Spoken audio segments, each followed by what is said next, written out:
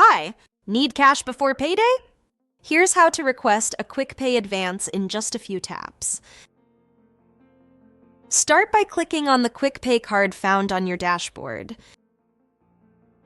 Then, simply request for a portion of your already earned but unpaid wages to be advanced immediately. Please keep in mind that this is not your full earnings, just a portion made available for immediate withdrawal.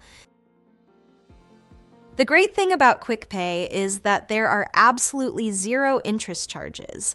Only a small one-time processing fee of 3.5% will be deducted from your requested amount before disbursement.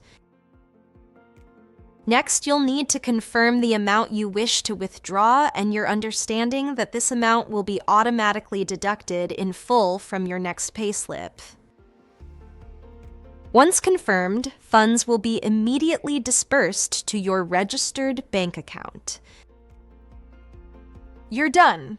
Just remember that your QuickPay amount will be deducted in full from your next payslip.